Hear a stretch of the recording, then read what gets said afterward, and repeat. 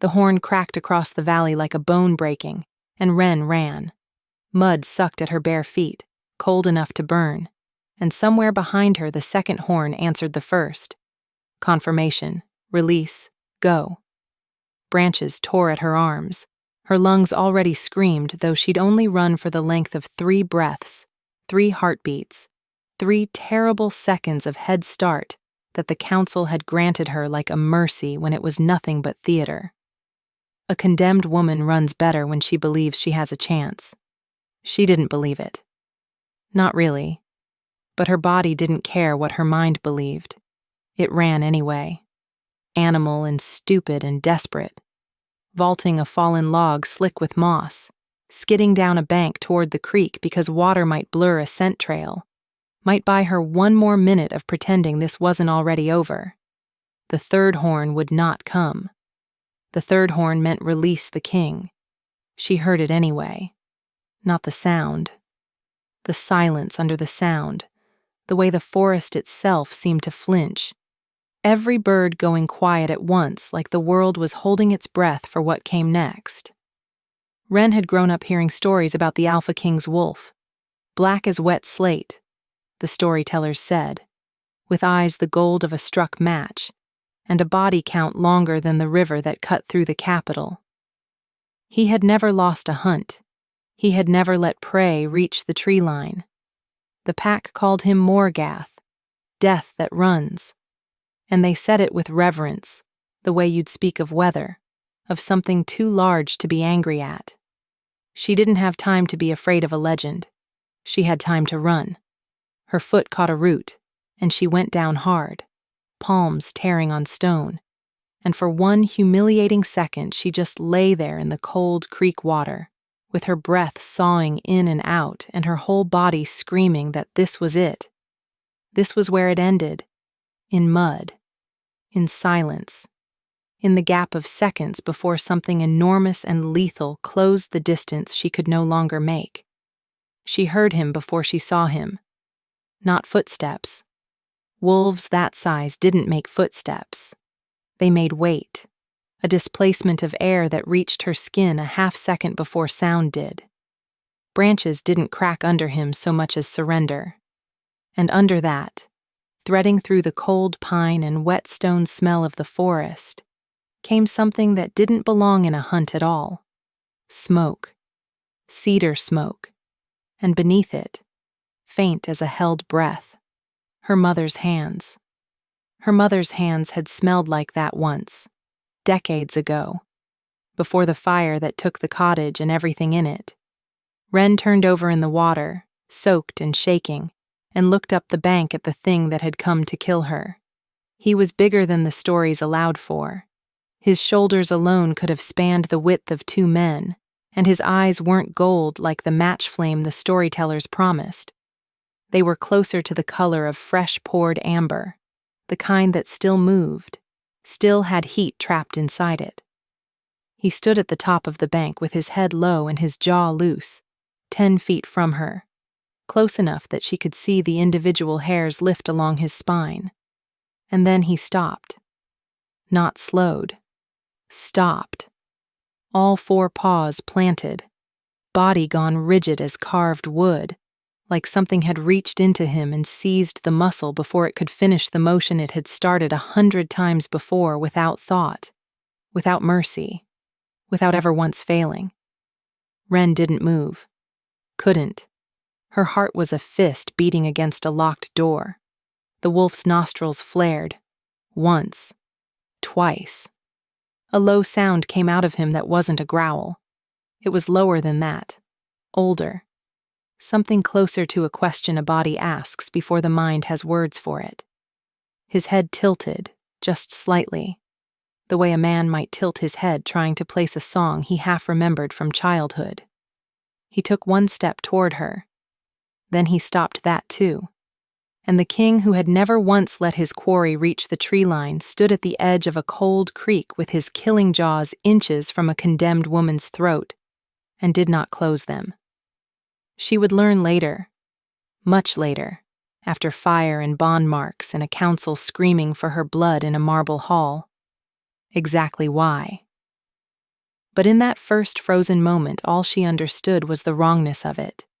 The way the whole forest seemed to be holding the same breath she was, waiting for an explanation that wouldn't come for a long, long time. He didn't know what he was doing. That was the first time in 11 years Garrick Vane had been able to say that honestly about his own body, and the realization terrified him more than any battlefield had. His wolf, the part of him the council called the deadliest blade the crown has ever swung, the part that had ended border wars before they started, that had made the word Alpha King a thing other packs whispered with their eyes down, had reached the prey exactly as commanded, tracked her scent through 6 miles of broken terrain in under 4 minutes, closed the distance with the precision of 11 years of perfect, brutal obedience. And then something in his chest had simply refused. Not fear. He knew fear. Fear had a taste, copper and electric, and this wasn't it. This was something closer to recognition, the body's certainty arriving before the mind could catch up and argue with it. This one. Not this one. Never this one. He stood over her with his muscles locked in open rebellion against everything he was, and breathed her in, and his whole skull rang with it. Cedar smoke, crushed mint, the kind that grew wild near riverbanks, and under both of those, so faint he might have imagined it if his nose hadn't been the finest in 3 kingdoms. A thread of something that didn't belong to her scent at all. Something that belonged to his. He had smelled that thread exactly once before, 11 years ago, in a nursery that didn't exist anymore. The woman in the water hadn't moved. Her pulse hammered loud enough that even in human form he'd have heard it from here. In this form it was a drumbeat he could feel against his own ribs, sympathetic, traitorous. Mud streaked one side of her face. Her dark hair had come loose from whatever had bound it, and clung wet to her jaw, and her eyes, when he finally let himself meet them, were not the eyes of someone begging for her life. They were furious. Even now. Even with death standing over her in 400 pounds of black fur and bared teeth, she looked at him like she resented him for making her run at all. Something in his chest, already cracked open by the scent, cracked further at that. Behind him, far off but closing, he heard the council's hunting party crashing through brush. Elder Castor's voice carrying ahead of the rest, sharp and impatient. The voice of a man who had waited 11 years for this hunt to mean something, and would not forgive it, meaning nothing. Garrick's wolf made a decision his king had not authorized. He turned his head away from her throat, lowered himself to the ground beside the creek, not lying down, never that vulnerable, but low enough that his shoulder blocked the bank's open approach. And he did not move again until the first riders broke through the trees and found their king's wolf standing guard over the woman he'd been sent to kill, as if daring anyone present to come closer. He's protecting her. Castor's voice cracked across the clearing like the horn had, and Wren felt every eye in the hunting party land on her at once. 11 riders, 11 sets of nostrils flaring to read what she felt before she could hide it. Because that was the cruelty of a world built on scent. You couldn't lie with your body the way you could with your face. She was shaking. Cold, fear, fury. All 3 braided together so tightly even she couldn't separate them anymore. The wolf, the king, hadn't moved from beside her. His flank pressed lightly against her hip, an anchor she hadn't asked for and didn't trust, radiating heat through her soaked dress like a brand. He is not protecting her. A new voice, older, dry as paper. A woman dismounted near the front of the party, silver hair shorn close to her skull, a cane in one hand that Wren would later learn she didn't need and carried anyway, because Elder Marin liked the sound it made on stone floors when she wanted a room to know she was coming. He's confused. Look at his haunches. That's not a guarding stance. That's a wolf who started a motion his body won't let him finish. Confused. Castor said the word like it tasted bad. He was a broad man, balding in a way he clearly resented, with a habit Wren would come to recognize fast. He cracked the knuckles of his left hand, one at a time, whenever something challenged him. He cracked them now. The Alpha King does not get confused mid-hunt, Marin. 11 years, not one failure. You're telling me this is the day his wolf simply forgets how to kill. I'm telling you to look at him instead of arguing with me. Wren looked too, because she couldn't help it, and what she saw made the fury in her chest twist into something far more dangerous. Confusion of her own.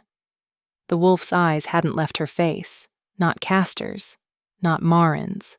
Hers, amber, unblinking, and underneath the predator's stillness there was something that looked almost like grief, which made no sense, which made less sense with every second it continued, because grief was not a thing legends were allowed to feel, and certainly not over prey they'd been sent to end. Shift, Castor snapped at the wolf. Now, explain yourself to your council, my king, in words, since your wolf apparently cannot be trusted to finish a sentence it started 11 minutes ago. For a long moment nothing happened. Then the air around the black wolf seemed to fold inward on itself, bone reshaping under skin with a sound like wet rope twisting, and where 400 pounds of fur had crouched there now knelt a man. Wren had heard the stories. She had not been prepared for the man underneath them. He was younger than she'd expected. Not boyish, nothing soft about him, but the kind of young that still had room left to be ruined further. Dark hair, longer than a king's hair had any business being, stuck to his temple with sweat. A jaw that looked carved rather than grown, and a scar, thin, white, old, that ran from the corner of his left eyebrow down into his hairline. The kind of mark that told a story everyone in this clearing probably already knew except her. He was still crouched low beside her, one knee in the mud, and when he finally spoke his voice came out rougher than a king's voice should. I don't know, he said. 3 words, not an excuse, not a command, just the truth, offered up plain and furious at itself, and Wren felt the whole clearing recoil from it like he'd cursed in a temple. You don't know. Castor's knuckles cracked again. You are the Alpha King of this realm. Your wolf has executed 41 sentences without hesitation. The council granted this hunt because the old blood laws demand a king prove his fitness to rule by his own hand, his own jaws. And you stand here in front of every elder who matters and tell us you don't know why you stopped? That's what I said. Garrick rose to his feet, and even soaked and bare-chested and clearly furious at his own body. Something in the way he straightened made the whole clearing recalibrate around him, the way a room reorganizes itself around the tallest object in it. I'll do the hunt again. Give me the order. He turned, faced her, actually faced her, the condemned woman with mud drying on her cheek, and rage barely banked behind her eyes. And Wren watched something in his jaw work, once, like he was grinding down a word before it escaped. Run, he said. She didn't. That wasn't a kindness, she said instead, and her voice came out steadier than she felt, steady enough that 2 of the riders actually startled at it. That was an order from a man who can't tell the difference between mercy and a second chance to finish the job properly. Somewhere behind Castor, Marin made a sound that might have been a laugh disguised as a cough. Garrick's eyes narrowed, amber gone sharp as struck flint, and for one suspended second, Wren thought she'd finally said the thing that would make him remember what he was supposed to be doing here. Instead, his wolf surged forward beneath his skin again. She could see it happen, the brief flicker of something feral moving under the human face, and stopped itself a second time, visibly, violently, like a leash snapping taut an inch before the collar. Chain her, he said, voice gone flat and strange. Bring her to the palace. I want her scent run against the old registries before anyone touches her again." "On what grounds?" Marin asked, far too mildly. Garrick didn't answer. He looked at Wren one more time, that grief-shaped thing flickering again behind his eyes, gone before she could be sure she'd seen it. And then he turned and walked into the trees to find his clothes, leaving 11 confused riders, 1 furious elder, and a condemned woman who had just discovered that surviving the hunt might be more dangerous than losing it. The cell they gave her in the palace's lower hold smelled like wet stone and old iron, but someone, she suspected Marin, though she couldn't have said why, had left a wool blanket folded on the cot, and that small, unrequested mercy unsettled Wren more than the chains had. She sat with her back against the wall and turned the morning over in her mind like a stone she couldn't stop touching for bruises. "I don't know." A king didn't say those words. Not in a clearing full of his own council, not about something the entire pack hierarchy was built to prevent. Wolves did not hesitate. Wolves did not feel grief over strangers. Wolves certainly did not protect the very throat they'd been sent to open. Everything she'd been told about alpha wolves her whole life insisted that what she'd watched happen beside that creek was not possible. And yet, she pressed her fingers to her sternum, to the place where, just before he'd stopped, she'd felt something pull. Not pain, not quite a touch. Something stranger, like a hook sliding under skin that wasn't supposed to be there. She'd told herself it was fear. She still half believed that. The other half of her, the part that had learned early and hard not to trust comfortable explanations, kept circling back to a word she didn't want to think yet, because thinking it made everything worse. Bond. No. She was no one. Daughter of a woman who'd died nameless and unranked in a fire 11 years ago, raised by an aunt who'd resented every meal she fed her, condemned 3 days ago for a crime that wasn't even hers but had been easier to pin on the girl with no pack standing behind her than to actually investigate. She was not the kind of woman kings bonded to. She was the kind of woman kings hunted for sport and then forgot by supper. The cell door's small barred window darkened. She looked up and found amber eyes on the other side of it, and her whole body went rigid with the same animal alarm it had felt at the creek. "You're not supposed to be down here," she said. "I built this hold," Garrick said. "I'm allowed anywhere in it." "That's not what I meant." A pause. Through the bars, she could see only a slice of his face, the scar, the set jaw, one eye that wouldn't quite hold steady on hers. "I know what you meant." "Then why are you here?" "Because I can't stop." The words came out clipped, almost angry, like he resented having to say them as much as she resented hearing them. "I left the clearing. I went to my chambers. I bathed. I dressed. I sat at my own war table for 2 hours while my council argued about what to do with you. And the entire time some part of my chest kept pulling toward this hold like a compass needle that's been hexed to only point one direction." Wren's pulse climbed, and she hated that it did. "That's not my problem." "No," he agreed. "It's mine. I came to apologize for that." She hadn't expected that word. Not from him, not today, not ever, probably, if half the stories about Alpha Kings were true. Apologize for what exactly? For hunting me? For chaining me afterward? You've got options. Something that wasn't quite a smile moved across the visible half of his mouth. There, and gone. Bitter at the edges. "For telling you to run, in front of my council, as if running would have done anything but get you killed by someone with less reason to hesitate than I had. You don't know your reason either. You said so yourself." "I know I have one." His voice dropped, rougher. "I don't yet know what it is. That's worse, not better. Believe me." Wren studied him through the bars. the way you'd study a wound to decide if it needed stitching or just time. "You smell like cedar smoke," she said, before she could stop herself. "You smelled like that in the clearing, too. I don't understand why a wolf the size of a small horse smells like my mother's hands."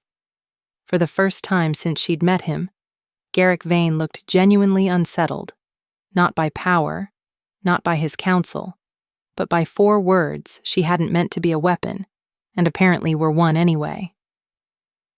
"Your mother," he repeated very carefully, like he was handling something that might detonate. "What was her name? Why does it matter to you?" "Because," he said, and the careful control in his voice cracked just enough to let something raw show through it. 11 years ago, before I was crowned, before any of this, there was a woman in my father's court who smelled exactly like that. Cedar smoke and crushed mint. She died in a fire the same season I came of age, and I have spent 11 years trying very hard not to think about her. And I would like you to tell me her name before I let myself hope for something that's probably going to break both of us." The hold went very quiet. Somewhere above them, a guard's boots crossed stone, indifferent to a conversation that was quietly rearranging the architecture of 2 lives. "Selah," Wren said finally, and watched the king of the realm flinch like she'd struck him. Her name was Selah.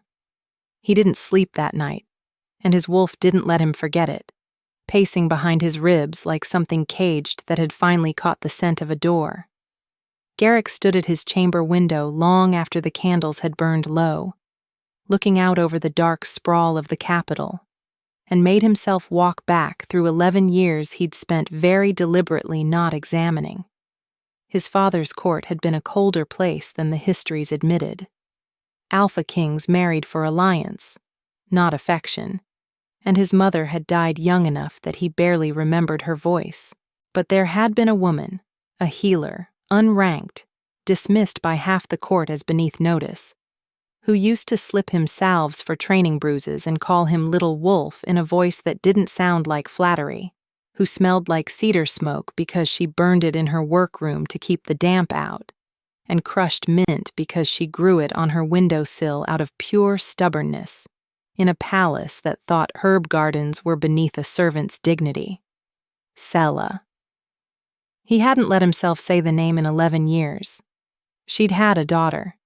He remembered that now, the way you remember a dream the moment after waking, details arriving out of order.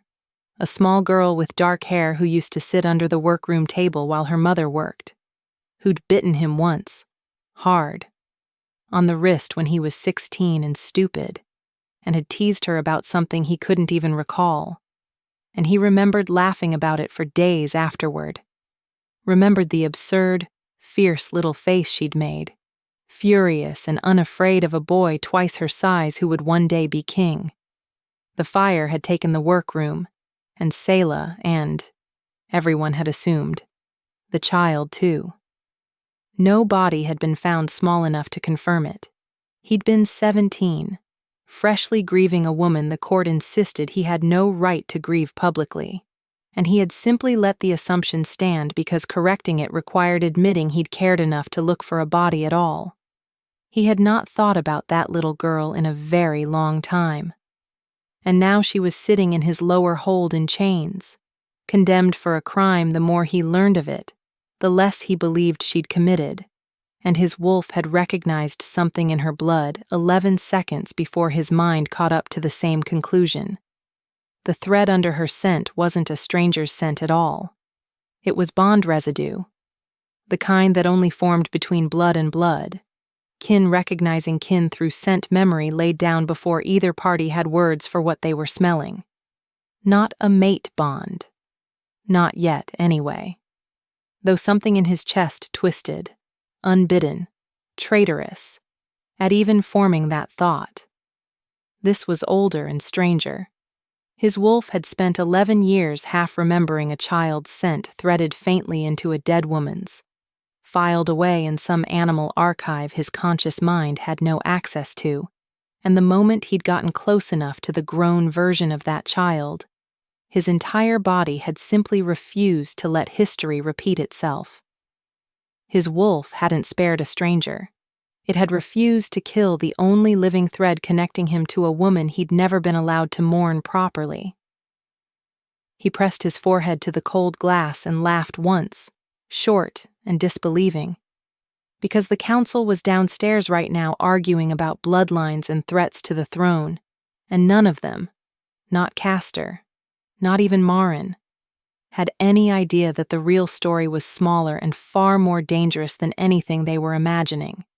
It wasn't a conspiracy. It wasn't a rival pack's plot. It was grief, finally finding the one place left to land. They moved her out of the hold 2 days later. Not freed, Marin made clear, but relocated, which Wren quickly understood meant something far more complicated than either prison or palace guest. "You'll stay in the East Wing," Marin told her, Kane tapping a brisk rhythm down the corridor that Wren was apparently meant to memorize as her new boundary. "Under guard, under suspicion, and, against my considerable advice, under the King's personal protection, which is the only reason Castor hasn't already had you quietly disposed of before the registries finish confirming what we already know." "And what do we already know?" Marin stopped walking, studied her with eyes the pale gray of river ice, missing nothing. Wren had the distinct sense this woman had survived several reigns by missing absolutely nothing. Ever. That your mother served this court for 6 years before the fire.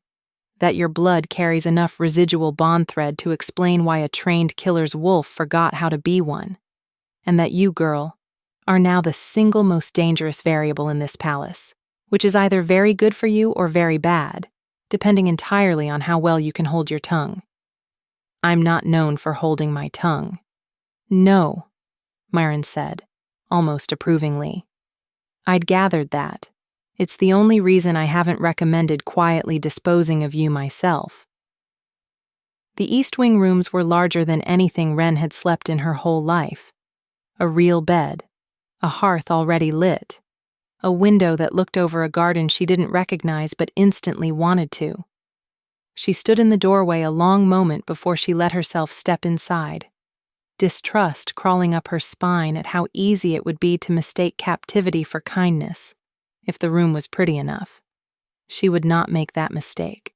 She told herself that several times over the following days, and meant it every time, and found it harder to keep meaning with each one.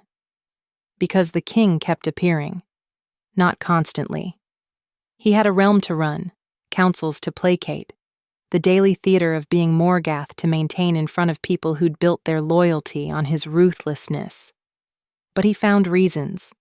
A guard escort he insisted on walking himself. A question about her mother that could easily have waited and somehow never did.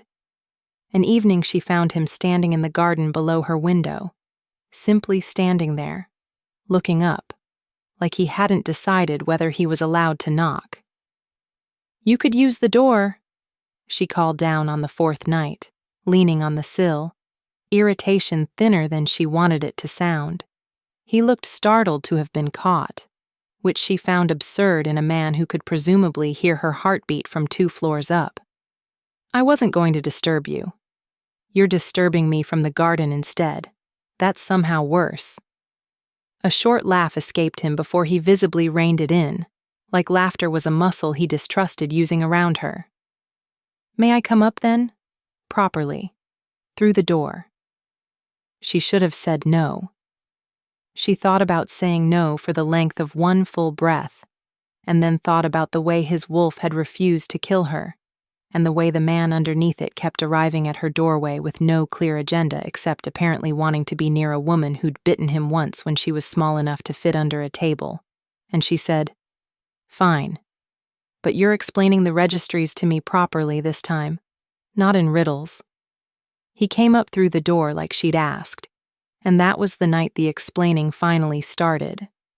He sat across from her at the small table near the hearth, close enough that she could read the tension banked under his calm, and told her, properly, in full, no riddles. About the workroom, the herb garden, the bite mark he still occasionally felt phantomache in cold weather, which made her laugh despite every instinct telling her not to soften toward him yet. You remember that? I remember you had teeth like a much larger animal, he said, for someone the size of a loaf of bread. I was 4. You were vicious. It's still my favorite memory of that entire wing of the palace. The warmth in his voice when he said it caught her off guard, low and unguarded, nothing like the flat command voice from the clearing. She studied him in the firelight, the scar through his eyebrow, the way his hands, resting loose on the table, were scarred too, knuckle and palm both, a working man's hands wearing a crown that hadn't softened them. Why did you let everyone believe she died alone? Wren asked. Why let them think there was no daughter to look for? His jaw worked, the same grinding motion she'd seen in the clearing.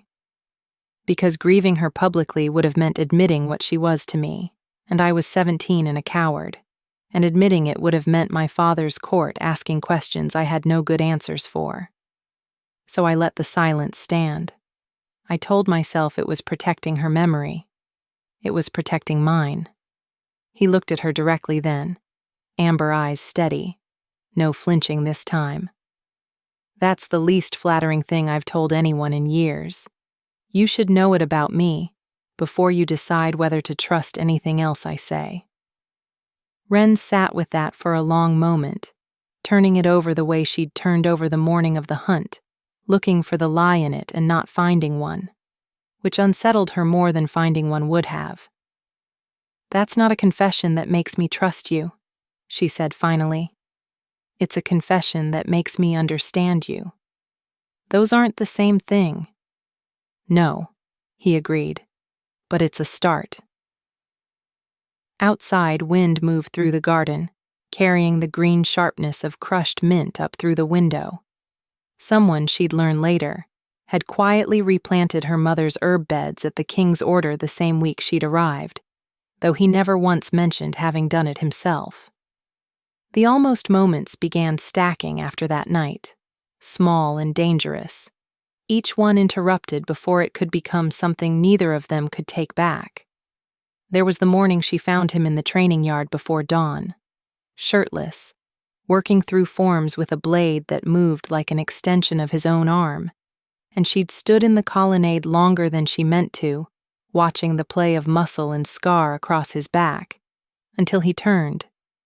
He always seemed to know the second she arrived, scent giving her away before sound ever could, and the look that crossed his face when he saw her watching made her own breath catch audibly enough that he heard it from 30 feet away. Don't stop on my account, she said, too fast, too flustered, furious at her own flustering. I wasn't going to, he said, voice rough, and didn't move for one long second that stretched taut between them like a held note. And then a training horn sounded somewhere across the yard, some unrelated drill calling guards to formation, and the moment snapped and scattered, and he turned back to his forms like nothing had almost happened at all. There was the afternoon he found her reading in the library's east alcove, and sat down across from her, close, closer than the chair really required, and reached over without asking to tuck a loose strand of hair behind her ear, and stopped, hand hovering an inch from her jaw, both of them frozen, his amber eyes gone dark and unreadable, before a servant's footsteps in the corridor sent him standing abruptly and announcing he had council business. Voice clipped. Gone before she could decide whether she was relieved or furious that he'd left. And there was the evening, the one that mattered most, the one that taught her something about him she hadn't expected to learn. When Castor's nephew, a broad-shouldered young noble named Aldrich, who'd been circling her with an interest she found tedious rather than flattering, cornered her in the garden and made the mistake of putting a hand on her wrist just as the king rounded the hedge behind them. She felt it before she heard it. The air itself seemed to thicken, gone heavy with something feral and barely contained, and when she turned, Garrick was already there, too close to Aldrich, jaw set in a line that had nothing royal or restrained about it. "Remove your hand," Garrick said. Quiet. Quieter than shouting would have been, and twice as frightening for it.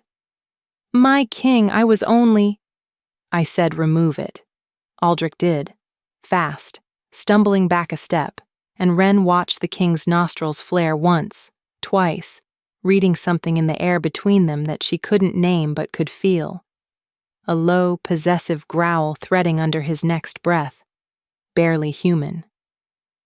"She isn't yours to touch," Garrick said, and the words came out lower than his usual voice, almost a different register entirely. "She isn't anyone's. Remember that." Aldrich fled. Wren stood very still in the sudden quiet, pulse hammering, and found herself more shaken by Garrick's reaction than she'd been by Aldrich's hand at all. "That wasn't your decision to make," she said, once they were alone, voice tighter than she meant it to be. "Whether I'm anyone's, that's mine." Something flickered across his face. Surprise, then something rawer underneath it, like she'd caught him in an old habit he hadn't examined in years. "You're right," he said, after a long pause. "I apologize." "You keep apologizing to me." "I keep being wrong around you," he said. "It's a new experience. I'm told it builds character." She laughed before she could stop herself, short and startled, and the tension between them cracked into something softer, dangerous in a different way, the way two people laugh together right before they stop pretending they aren't falling. It was Marin who found the gap in the story first, 3 weeks into Wren's strange half-captivity, and brought it to Wren directly rather than to the council, which told Wren more about Marin's loyalties than any speech could have. "The crime you were condemned for," Marin said, settling into the chair across from Wren's hearth without invitation, cane across her knees. "The poisoning of Lord Hessa's grain stores. You were tried and sentenced in 4 days. Do you know how unusual that is?" "I assumed it was unusual because no one wanted to spend longer than necessary on a woman with no pack to object. That's the convenient explanation. It's also incomplete." Marin's pale eyes didn't blink. "I've reviewed the testimony. Every witness who placed you near those grain stores was a tenant of Lord Hessa's, indebted to him directly. Every one of them gave near-identical statements, down to specific phrasing. That doesn't happen by accident. That happens when someone writes the story before the witnesses are asked to tell it." Wren's pulse climbed. "Why would Hessa want me condemned for something I didn't do?" "That," Marin said, "is the question I came here to ask you, because I don't think he wanted you specifically. I think he wanted whoever was conveniently available with no pack to defend her, and you fit that description better than anyone else in 3 counties. The poisoning itself, I suspect that was real. I suspect Hessa poisoned his own grain to claim crown compensation, and needed a scapegoat fast, before anyone looked closely enough to notice the timing was wrong for blight." The room went very still. Outside, evening settled over the garden, mint and wood smoke threading faint through the open window. "You're telling me," Wren said slowly, "that I was sentenced to be torn apart by the deadliest wolf in the realm because a nobleman wanted to defraud the crown and needed someone disposable to blame." "I'm telling you that's my working theory, yes." Marin's mouth twisted, something that wasn't quite sympathy but adjacent to it. "I'd suggest you not mention this to the king yet." "Why not?" "Because he's already half in love with you, girl, and a man like that, given a clean villain and an injustice to avenge, will burn down a province before breakfast. I'd rather build the case properly before he sets fire to the evidence trying to defend you with his teeth instead of his head." Wren stared at her, several responses competing for priority, and settled on the one that mattered most. "He's not in love with me." Marin actually laughed, a short, dry bark of a sound, the first genuine laugh Wren had heard from her. "Child, his wolf refused a kill order 11 years in the making because it recognized your blood before his mind caught up. He's replanted an herb garden he's never once admitted to replanting. 3 nights ago, he nearly ended Castor's nephew's bloodline over a hand on your wrist. You can keep telling yourself it isn't love if it helps you sleep, but I'd rather you spend that energy helping me find Hessa's accountant before the king decides diplomacy is for lesser men."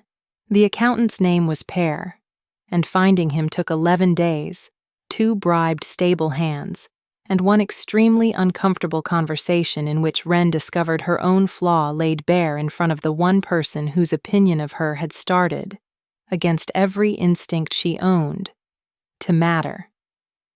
She'd insisted on going with Marin to the meeting, a tenant farmhouse 2 hours from the capital, far enough from Hessa's lands that Pear had agreed to talk at all, and Garrick had insisted in turn on coming too, which had produced the argument that revealed the crack in her own armor she hadn't examined closely enough. "I don't need protecting," she said, for the 3rd time, as they rode. "I spent my whole life being told I was disposable. I am very good at surviving without anyone's permission." "This isn't about permission," Garrick said.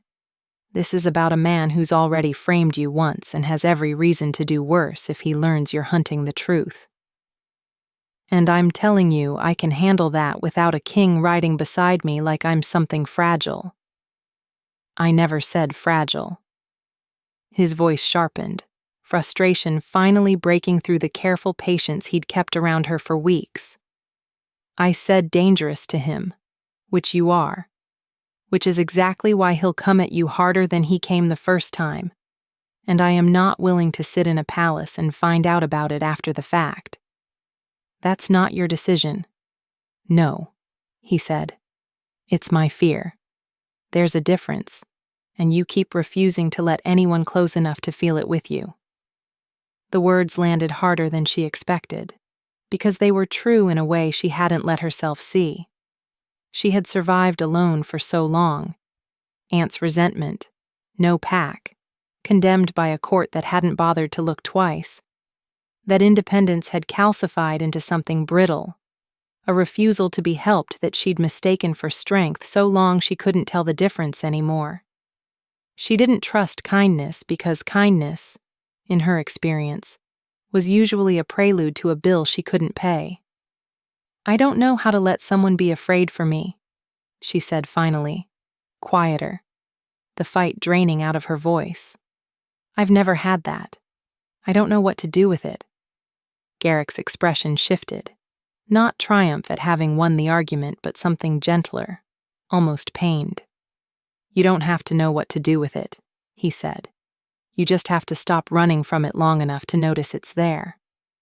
She didn't answer, but she didn't argue further either, and when they reached the farmhouse, she let him stand a half step closer than she would have allowed a week before, and that, she understood, with a small private ache, was its own kind of answer. Purr turned out to be a thin, nervous man with ink-stained fingers, and a habit of double-checking every door before he spoke, and what he handed over. Ledgers, dates. A letter in Hessa's own hand instructing the burning of grain before the supposed poisoning could be reported was enough to unmake an entire fabricated case in a single afternoon. "He'll deny it," Pear said, hands shaking as he passed the papers over. "He has the council's ear. He has decades of standing. You have ledgers and a condemned woman's word." "I have a king's wolf that refused to kill her," Garrick said quietly, and something in his voice made even Marin glance up sharply. "And I intend to remind the council exactly what that meant before they finish underestimating either one of us." The reversal landed 3 days later, in the council hall itself, and it began with Castor cracking his knuckles and demanding, for the 4th time that week, that the condemned woman either be executed properly or released entirely. No more half measures. No more East Wing comfort for a criminal the realm hadn't forgotten. "She's not a criminal," Garrick said, standing at the head of the long table with a calm Wren had learned to recognize as the dangerous kind. The kind that came right before he stopped being calm at all. "She's a victim of fraud, and I have the evidence to prove it." He laid Pear's ledgers on the table, watched Castor's face shift through several expressions before settling on something carefully neutral. "Lord Hesse," Garrick continued, "burned his own grain stores and manufactured testimony to frame a woman with no pack to defend her, in order to defraud this crown of compensation he was never owed. The sentence that sent her to the hunting grounds was built on a lie this council should have caught in 4 days instead of rushing to approve it." The hall erupted, voices overlapping, outrage genuine and performative both, and through it, Wren stood near the wall where she'd been told to wait, watching the room recalibrate around a truth it hadn't wanted, and felt something shift in her own chest, too. Not vindication, exactly. Something closer to being seen for the first time by people who'd built her into a villain out of convenience. "Even granting the fraud," Castor said, once the noise settled, knuckles cracking again, sharper this time. "That doesn't explain your wolf, my king. It doesn't explain why Morgath stopped. Fraud doesn't form bond thread. I'd remind this council that the original concern was never her innocence. It was what she is to you, and whether that makes her a liability to the throne." The hall went quiet in a different way. Not outrage now, but calculation. Every elder present suddenly remembering the actual stakes of this conversation. "She's the daughter of a woman who served this court honorably for 6 years, Garrick said. "Her blood carries residual kin thread from that service. That's the entirety of what she is to the throne, Elder Castor. And I'd think very carefully before implying otherwise in front of a room full of witnesses."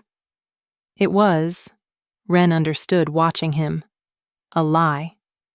Careful, deliberate. Designed to protect her from a council that would weaponize anything resembling a mate bond into either a threat or a tool. She appreciated the protection. She also felt, with sudden sharp clarity, the cost of it. He was choosing in this moment to minimize whatever was actually growing between them rather than risk the council's reaction to the truth. It would not be the last time that choice cost something, but it was the first time she watched him make it, and filed the ache of it away to examine later, when the hall wasn't full of people deciding her fate. "Kin thread," Marin repeated mildly, into the charged silence, cane tapping once against the floor. How convenient that explanation arrived exactly when it was needed. Garrick didn't flinch. Convenient or not, it's the truth that matters here. Lord Hesse committed fraud against this crown. That is the only verdict this council needs to reach today. It was enough, barely, grudgingly, to end the session with Hesse's holdings seized pending formal trial, and Wren's sentence formally void, the word condemned finally scraped off her name after weeks of carrying it like a brand. But as the hall emptied, Wren caught the look Marin gave Garrick, knowing, unconvinced, patient in the way of someone content to wait for a lie to collapse under its own weight, and understood that the truth he'd buried in front of the council hadn't gone anywhere. It had only gone quiet. She found him afterward in the training yard again, blade discarded this time, sitting on the low stone wall with his head in his hands in a posture no storyteller would ever have assigned to Morgath. Death that runs. "You called it kin thread," she said, stopping a few feet away. "In front of the whole council. It was true. It wasn't the whole truth, and you know it." She crossed her arms, not from cold. "I watched your face when you said it. You weren't protecting the crown. You were protecting yourself from saying something you haven't let yourself say even alone in a room with me." He looked up, and the rawness in his expression stopped her short. If I tell that council what my wolf actually recognized in that clearing, they will spend the rest of your life weighing whether a mate bond to the throne makes you valuable enough to keep or dangerous enough to remove. I have watched bonded women get treated like property of state my entire life. I would rather lie to a hall full of elders than hand them a weapon to use against you. That's not your decision to make either, she said, voice tight. You keep deciding what protects me without asking whether I'd rather know the danger and choose for myself. You're right. He stood, closing some of the distance between them, close enough now that she could smell the cedar smoke warmth of him under the cooler night air. You're right, and I'm sorry. And I am terrible at this in ways 11 years of ruling a kingdom apparently did nothing to prepare me for. A breath. My wolf didn't stop in that clearing because of kin thread alone. It stopped because some part of me recognized you as mine, before either of us had agreed to it. And I have spent every day since trying to decide whether telling you that is a gift or a cage. The night had gone very still around them. Wind dropped, even the crickets quiet, like the whole garden was leaning in to hear what came next. Let me decide which it is, Wren said, voice barely above a whisper. Don't decide that for me too. He didn't answer with words. He reached up, slow, deliberate, the same motion he'd abandoned in the library weeks before, and this time nothing interrupted it. His fingers found her jaw, tilted her face up toward his, and the space between them collapsed to almost nothing, his breath warm against her mouth, both of them frozen on the edge of something neither had named aloud yet. And a guard's voice cracked across the yard, urgent, breathless, shouting the king's name with the particular pitch that meant disaster rather than duty. Garrick's hand dropped. Both of them stepped back, breathing hard, the moment shattered before it could become anything either of them could take back, and Wren felt the loss of it land in her chest like a physical ache, even as the guard skidded to a stop in front of them with news that would change the shape of everything that came next. My king, the guard gasped. Lord Hessa's escaped custody, and he's not running. He's gathered men. He's marching on the capital, and he's saying the throne harbors a witch who corrupted the Alpha King's wolf with dark bond magic to escape her own execution. The breathing room didn't last. By morning, Hessa's claim had spread through the lower city like grass fire. Easier to believe a witch's curse than a fraud. Easier to fear what you could blame on magic than admit a nobleman had manufactured a crime for profit, and a king's wolf had simply, helplessly, recognized its mate. Wren stood at her window watching smoke rise from torches gathering at the city's edge and felt the old fear return, sharper now for having briefly believed it gone. The fear of being disposable, of being the convenient villain a crowd needed to feel safe again. Garrick found her there an hour before the council convened in emergency session, his face drawn in a way she hadn't seen before, not even in the clearing. They want me to deny the bond publicly, he said without preamble. Castor's argument. If I stand before the city and declare there is no bond, only kin thread, the unrest dies with it. Hessa's claim collapses without a bond to point to. And if you do that, then I protect the throne, and the city calms, and you live the rest of your life as a footnote in a story about fraud, instead of... He stopped, jaw working. Instead of what you actually are to me. Is that what Castor's asking or what you're considering? The silence that followed was answer enough, and it landed in her chest like a slap, not because she hadn't braced for it, but because some small, stubborn, hopeful part of her had let herself believe the almost kiss in the garden meant he'd already chosen. You're actually considering it, she said. I'm considering whether burning down everything we've built in 3 weeks is worth proving a point to a city that's already terrified, he said, voice rough. I'm trying to protect you the only way I know how, and apparently I still don't know how to do that without making the same mistake twice. You don't get to protect me by erasing me, Ren said, and her voice shook now, fury and hurt tangled too tight to separate. You did that once already in that council hall. I let it go because the stakes were smaller. This time the entire city is deciding whether I'm a witch or a woman, and you're telling me you're considering helping them land on witch because it's easier. That's not. It's exactly that. She stepped back from him, arms wrapped tight around herself. You keep telling me you're done deciding things for me, and then the moment it costs you something, you go right back to deciding anyway. I don't need a king who protects me by making me disappear. I needed that my whole life and I survived it. I won't live it again for someone who's supposed to be choosing me. He didn't argue. That, more than anything, frightened her. The silence stretching long enough that she understood, with a sick drop in her stomach, that he genuinely hadn't decided yet, and watching him weigh her against his crown in real time was worse than any answer he could have given.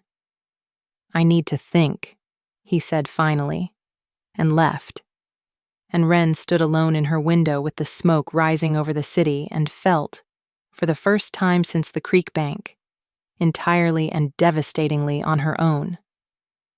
He went to his wolf for an answer, because his mind had clearly proven unreliable, and stood alone in the training yard at midnight with his shirt off and his hands braced on the cold stone wall, breathing hard, trying to find the certainty that had seized his body so completely beside that creek 3 weeks ago. It came back the same way it had then, not as an argument, but as a fact arriving fully formed, undebatable, his wolf surging up under his skin with a clarity his exhausted human mind had been too afraid to reach for on its own. Mine, it said. Simple as that.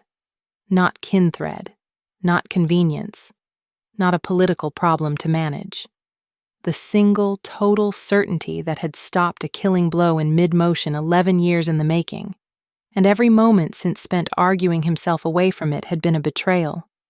Of his wolf. Of her. Of the boy who'd once let a small, fierce girl bite his wrist and laughed instead of pulling away. He thought of his father, too. A king who'd never once let himself love anyone he couldn't control, who'd taught Garrick that softness was a debt the crown couldn't afford to carry. He thought of Sella's death, of 17 years of silence built on the same fear that was currently asking him to erase her daughter too, to protect the throne by disappearing the one person it had ever wanted honestly. He understood, finally, standing alone in the cold yard, that the fear wasn't new. He'd simply found a new woman to apply it to. He found Maren before dawn, sitting in her study with a cup of something bitter-smelling, and an expression that suggested she'd been expecting him for hours. I'm not denying the bond, he said.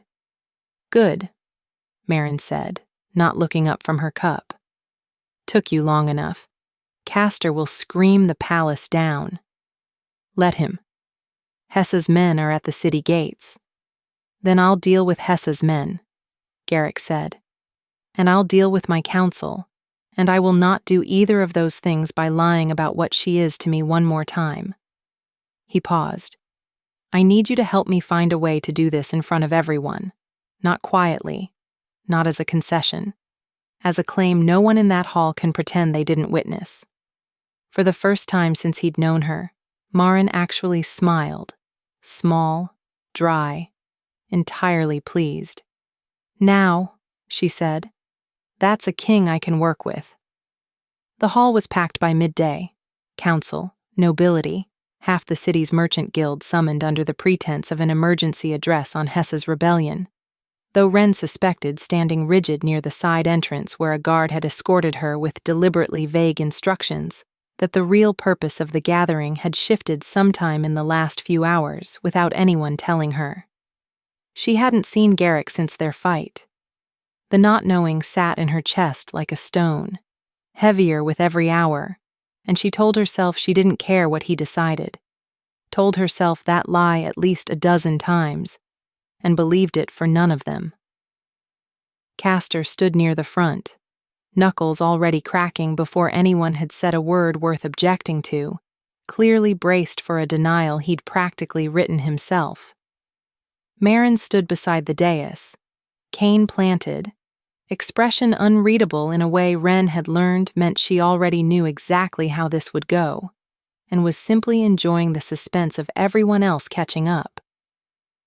Garrick entered from the side, and the hall quieted the way it always did around him. Except this time something in his bearing was different, looser somehow, like a man who'd finally set down a weight he'd been carrying so long he'd forgotten it wasn't part of his own body.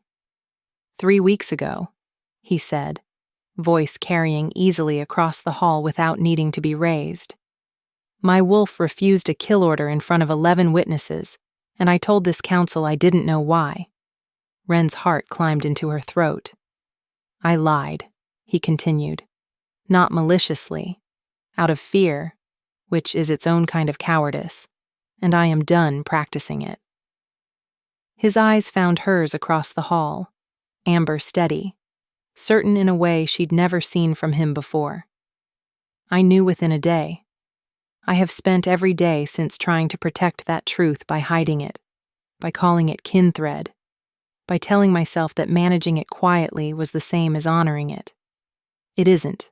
I was wrong, and she told me I was wrong, and she was right too. A murmur rippled through the hall. Castor's mouth opened, to object, surely, to remind everyone of fraud and rebellion, and the unrest at the gates, but Garrick continued before he could. Lord Hessa is currently camped at our walls claiming this throne harbors a witch, Garrick said. He is wrong about the magic. He is not wrong that something happened in that clearing that broke every rule I have ever lived by. He stepped down from the dais, crossed the hall in a stride that made every noble present instinctively clear a path, and stopped in front of Wren close enough that she could feel the heat of him, could smell cedar smoke, and something underneath it now that was unmistakably want, raw and finely unguarded. My wolf recognized her as mine before I had the courage to, he said, loud enough for the whole hall, eyes never leaving hers. Not kin thread, not convenience, a mate bond 11 years in the making that I was too afraid of my own counsel to claim honestly. I am no longer afraid of that. He reached up, slow, certain, no interruption coming this time, and brushed his thumb along her jaw, and the hall went utterly silent around them, 100 witnesses holding their breath. Wren, he said, quiet now. Just for her, though every ear in the room strained to catch it anyway. I am not asking you to forgive how badly I handled this. I'm asking if you'll let me try to deserve the thing my wolf already chose without my permission. Her throat had gone tight, eyes stinging, fury and weeks of fear and something far gentler all braided together so tight she could barely separate them. You don't get to decide things for me, she said, voice rough. Not anymore. I know. Then ask properly.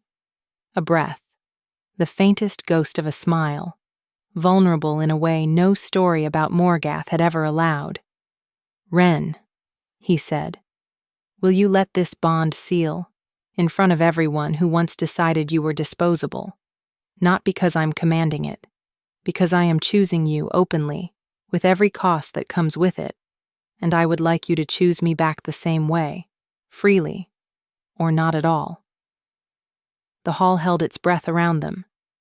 Somewhere near the back, Castor's knuckles had gone still, finally silenced by something larger than his objections.